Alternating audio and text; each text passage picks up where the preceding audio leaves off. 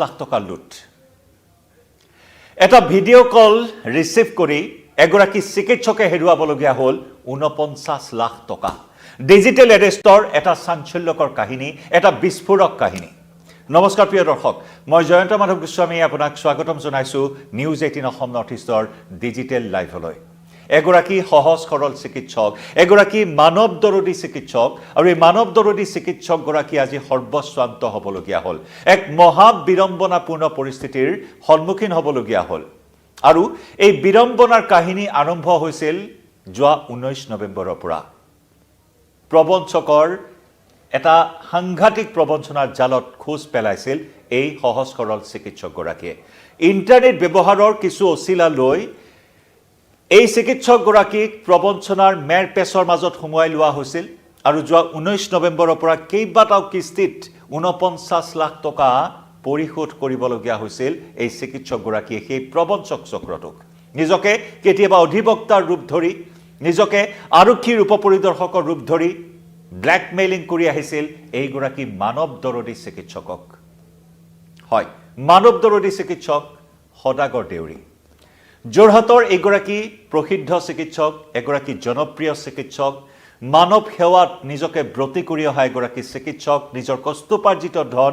দুখীয়া দৰিদ্ৰ নিচলা ৰোগীৰ নামত খৰচ কৰি অহা এগৰাকী চিকিৎসকক এনেদৰে লুটিপুটি খালে এটা প্ৰবঞ্চক চক্ৰই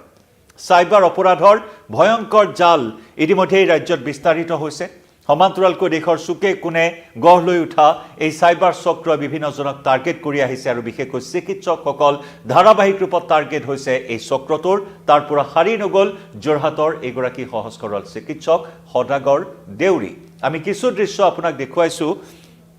এইগৰাকী চিকিৎসকৰ চিকিৎসা সেৱা সকলোৱে জানে যদি সময়মতে ওয়াৰ্ড বয় বা নাৰ্স হাসপাতালত উপস্থিত নহয় তেতিয়া হলে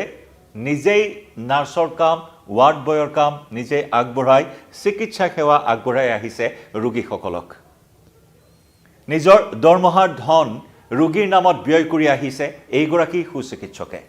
কিন্তু আজি এইগৰাকী সুচিকিৎসক আনৰ মুখত হাঁহি বিৰিঙাই থকা এইগৰাকী চিকিৎসক আজি অসহায় হৈ পৰিছে আজি সৰ্বস্বান্ত হৈ পৰিছে আমি দৃশ্য চাও দেখুৱাইছো এইগৰাকী হৈছে সেই চিকিৎসক গৰাকী এই চিকিৎসক গৰাকীয়ে এনেদৰে চিকিৎসা সেৱা আগবঢ়াই আহিছে এগৰাকী জ্যেষ্ঠ চিকিৎসক যোৰহাট মেডিকেল কলেজৰ এগৰাকী জ্যেষ্ঠ চিকিৎসক সদাগৰ দেউৰী কিন্তু আজি সদাগৰ লাউলাৱা অৱস্থাৰ এটা সন্মুখীন হ'বলগীয়া হ'ল আজি দেউলিয়া হৈ পৰা এটা পৰিস্থিতিৰ সন্মুখীন হ'বলগীয়া হ'ল এইগৰাকী সুচিকিৎসক সকলো উলট পালট হৈ গ'ল এটা ভিডিঅ' কল ৰিচিভ কৰাক কেন্দ্ৰ কৰি 19 নৱেম্বৰ আমি পুনৰ জনাইছো 19 নৱেম্বৰত এটা চক্ৰই ভিডিঅ' কল কৰিছিল আৰু সেই ভিডিঅ' কলটো ৰিচিভ কৰাৰ পিছতে তেওঁক এনেদৰে ব্ল্যাকমেইলিং আৰম্ভ কৰিলে যে তেওঁৰ ওপৰত 17টাকৈ গোচৰ থকাৰ কথাও সদৰি কৰিলে বেংগালুৰুত তেওঁৰ বিৰুদ্ধে 17টাকৈ গোচৰ আৰোপ কৰাৰ কথা উল্লেখ কৰা হ'ল নিজকে আৰক্ষীৰ উপপৰিদৰ্শক বুলি পৰিচয় দিলে আৰু তাৰ পিছত কেতিয়াবা অধিবক্তাৰ ৰূপ ধৰি যোগাযোগ কৰিলে চিকিৎসক গৰাকী বেংগালুৰু আৰক্ষীৰ উপপৰিদৰ্শক শিৱ প্ৰসাদ বুলি নিজকে চিনাকি দিলে এজনে আৰু তাৰ পিছত সেই ভণ্ডই সদাগৰ দেউৰী ক'লে যে তেওঁৰ বিৰুদ্ধে 17টাকৈ গোচৰ ৰুজু কৰা হৈছে আৰু এই গোচৰৰ বাবে তেওঁ বেংগালুৰু থানাত হাজিৰ হ'ব লাগিব সেই কথাও সেই ব্ল্যাকমেইলিং আৰম্ভ কৰিলে চিকিৎসক গৰাকীক উপায়ন্তৰ হৈ চিকিৎসক গৰাকীয়ে নিজৰ আজি অত বছৰে যি দুই পইচা তেওঁ অৰ্জন কৰিছিল হাসিছিল সেই ধনখিনিটো দিলেই তাৰোপৰি এনেদৰে ব্ল্যাকমেইলিংৰ পৰ্যায় বাঢ়ি গ'ল যে চিকিৎসক গৰাকী আনকি SBI আৰু ব্যক্তিগত বিত্তীয় প্ৰতিষ্ঠানৰ পৰাও এই বৃহৎ পৰিমাণৰ ঋণ লৈ সেই ঋণ আদায় দিবলগীয়া হ'ল এই প্ৰবঞ্চক চক্ৰক এবাৰ কল্পনা কৰক কিমান ভয়াবহ ৰূপত এই প্ৰবঞ্চনাৰ জাল পেলোৱা হৈছিল য'ত খোজ দিবলগীয়া হৈছিল এইগৰাকী চিকিৎসকে এটা ভিডিঅ' কল ৰিচিভ কৰাক কেন্দ্ৰ কৰি আৰু সেই ভিডিঅ' কল ৰিচিভ কৰাক লৈ ব্ল্যাকমেইলিং আৰম্ভ হ'ল অতি নাটকীয় অতি সিনেমাৰ কাহিনীৰ দৰে এই প্ৰবঞ্চনাৰ জাল চিকিৎসক গৰাকীক ভিডিঅ' কল কৰা হৈছিল আৰু সেই ভিডিঅ' কলত আপত্তিজনক কিছু কথা বতৰা আছিল কিছু দৃশ্য আছিল আৰু সেই ভিডিঅ' কল কৰাৰ পিছতে স্ক্ৰীন ৰেকৰ্ডিং কৰা হৈছিল বা স্ক্ৰীনশ্বট লোৱা হৈছিল আৰু তাৰ পিছতে হেয়া ভাইৰেল কৰি দিয়া হ'ব বুলি চিকিৎসক গৰাকীক বাৰে বাৰে ব্ল্যাকমেইলিং কৰা আৰম্ভ কৰিছিল এই চক্ৰটোৱে গতিকে সেই 19 নৱেম্বৰৰ পৰা সেই বিৰম্বনাৰ মাজত সোমাই চিকিৎসক গৰাকীয়ে আজি এনেকুৱা ধৰণৰ এটা পৰ্যায় এনেকুৱা ধৰণৰ এটা পৰিস্থিতিৰ সন্মুখীন হ'বলগীয়া হ'ল জীৱনজোৰা তেওঁৰ যি সেৱা ৰাইজৰ প্ৰতি তেওঁৰ যি সেৱা সেই জীৱনজোৰা সেৱাৰ যি হাচুতীয়া ধন সেয়া এদেও দিদেও কৰি উলিয়াই দিবলগীয়া হ'ল এই প্ৰবঞ্চক চক্ৰটোক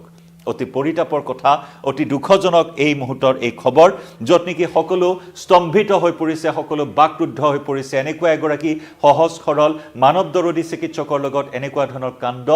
সকলো স্তম্ভিত সকলোৰে চকু কপালত উঠিছে আৰু সেইবাবে এতিয়া আৰক্ষীৰ ওচৰত দাবী জনাইছে এইগৰাকী সুচিকিৎসকৰ যিসকল অনুৰাগী আছে অনুৰাগীসকলে অতি শীঘ্ৰেই এই মুহূৰ্তত আৰক্ষীক আহ্বান জনাইছে কষ্টোপাৰ্জিত চিকিৎসকজনৰ ঋণ লৈ আদায় দিয়া সেই সমুদায় ৪৯ লাখ টকা অতি শীঘ্ৰেই সেই প্ৰবঞ্চক চক্ৰটোৰ কবলৰ পৰা উলিয়াই আনিবলৈ আৰক্ষীক দাবী জনাইছে এয়া দেখুৱাইছোঁ আমি এজাহাৰ দাখিল কৰিবলগীয়া হৈছে SBI ঋণ লোৱাৰ সেই কিছু তথ্য সৰ্বস্বান্ত হৈ চিকিৎসকগৰাকীয়ে ইতিমধ্যেই আৰক্ষীৰ কাষ চাপিছে বেংক ট্ৰান্সফাৰ কৰা হৈছিল সেই সমুদায় ধন ৪৯ লাখ টকা কেইবাটাও কিস্তিত আদায় দিয়া হৈছিল ভিডিঅ' কল কৰা সেই ফোন নম্বৰ সেই বেংক একাউণ্ট সকলোখিনি তথ্যই আৰক্ষীক প্ৰদান কৰিছে বহিৰাজ্যৰ পৰা এই প্ৰবঞ্চনাৰ জাল পেলোৱাৰ প্ৰাথমিক অনুসন্ধানত আৰক্ষীয়ে এই তথ্য প্ৰকাশ কৰিছে সেই বেংক একাউণ্টৰ উৎসসমূহ কি